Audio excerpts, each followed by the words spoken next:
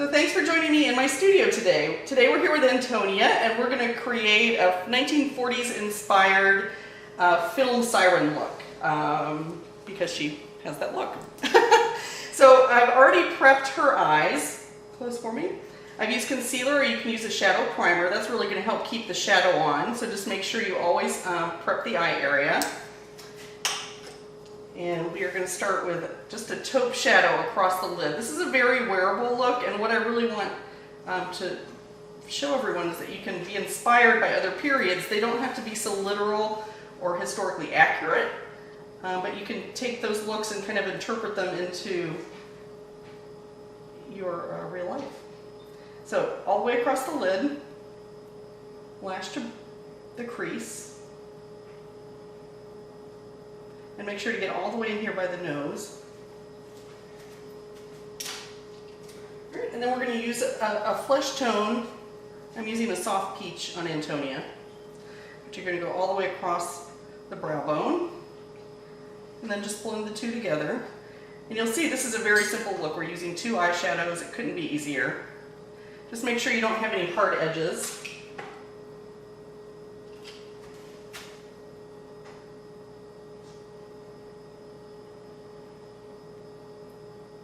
All right, and for liner, we're just going to keep it really tight to the lash line. So you're just going to take a slanted brush and just wiggle the color right into the lashes. You don't want a thick or heavy line at all. It should almost be barely visible.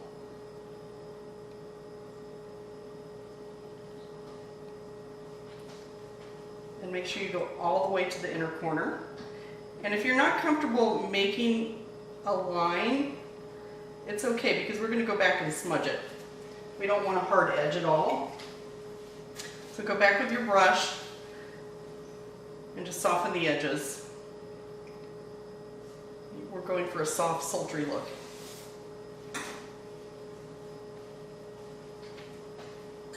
Look straight ahead for me. And close.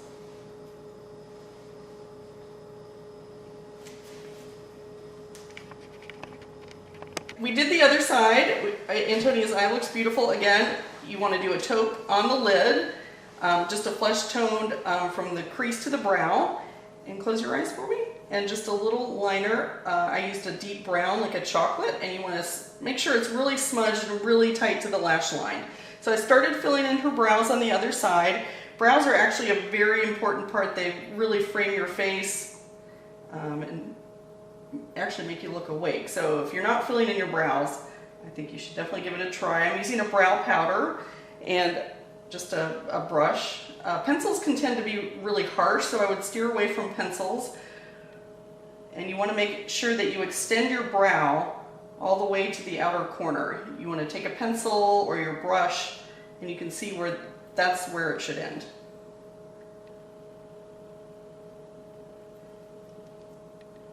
You can see that gives a really nice natural look, but really frames her eye.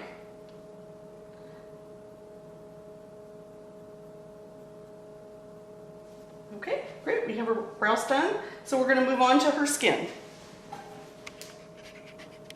Get the dirt from the side of the one.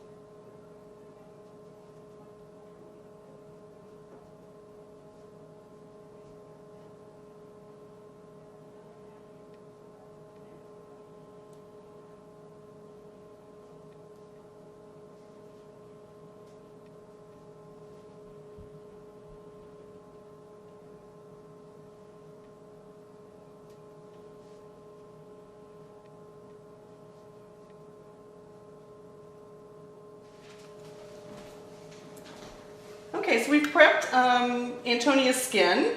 We used concealer under her eyes. She has on a primer, an illuminating lotion just to make her skin look really dewy, and then a tinted moisturizer. I'm going to go back and just kind of give her a little extra coverage and make sure she's not too shiny right through the T-zone. But I would recommend just leaving your cheeks and everywhere else besides the T-zone beautiful and dewy. Can you look up for me? Then we're going to take a little powder and just set the concealer underneath so it has staying power throughout the day.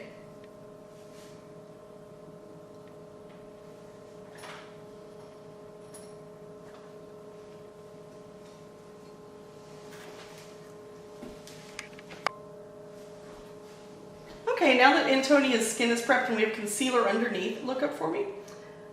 We're just going to use a little of the taupe underneath just to give her some definition. You don't want to use a liner or a pencil or a gel liner or anything too harsh. Really, it should just be a shadow, just a really subtle shadow underneath her eyes. It'll create definition. Look up for me. And you can certainly skip this step if you're not comfortable wearing color underneath your eyes. But the softer it is, the more easy and wearable it is.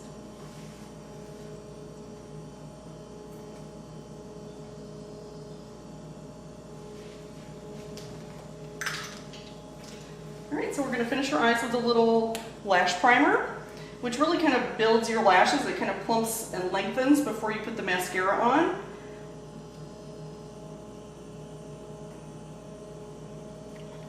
And then you just put the mascara right over the top.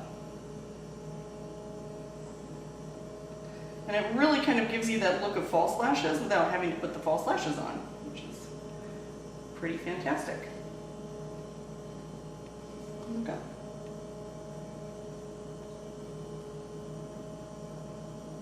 Oh, yeah. And then just take whatever's left over on your brush and do the bottom lashes.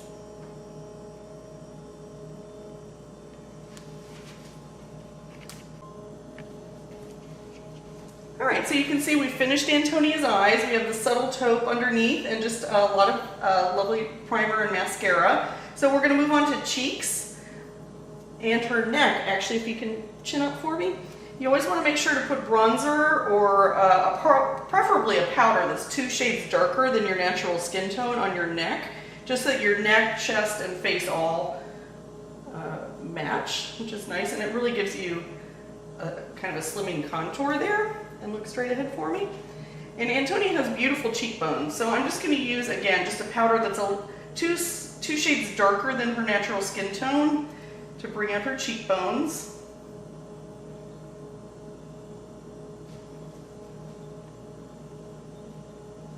And this, again, shouldn't be extreme. It's a very soft contour. I see a lot of people doing too much contouring and it looks harsh. You don't really want it to be visible in natural light. You're just trying to create a little shadow. Just make sure you blend. All right, and then we're just going to add a pop of color right on her cheeks. So smile for me. So it would go right where she would naturally blush, which is the front part of her cheek or the apple of the cheek. And relax for me. Just make sure you blend everything together. You want the soft contour and the blush to look seamless. Antonia's lips, and we're going to go with a really deep crimson red, which was very popular in that time period, but it's also back, and we're going to use a matte, which has been very popular lately, and I'm actually really glad it's back. Now I'm starting with a gel stain. This is going to give her lipstick staying power. It's also going to help anything from feathering or bleeding. And matte lipsticks tend to stay in place better than other formulas anyway, but this will just give you some extra staying power. Open for me.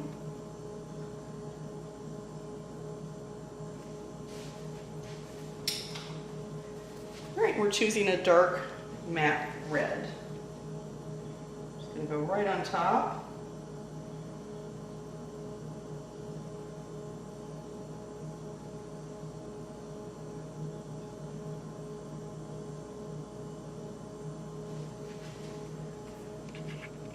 Alright, so you can see we've completed Antonia's look. I finished her lips. We used a red lip stain underneath the matte red crimson lipstick. And I'm going to show you a really quick trick before we go. Sometimes red lipstick, it's hard to get a really crisp line. So you want to use the side of your concealer brush, place it right along your lip line, and just go right underneath the lip, following the natural lip line. That'll really kind of clean everything up. It'll also help keep your makeup or your lipstick from feathering. And that's it. Antonia has her screen siren look for her night out tonight. Thanks for joining me in my studio, and we'll see you next time.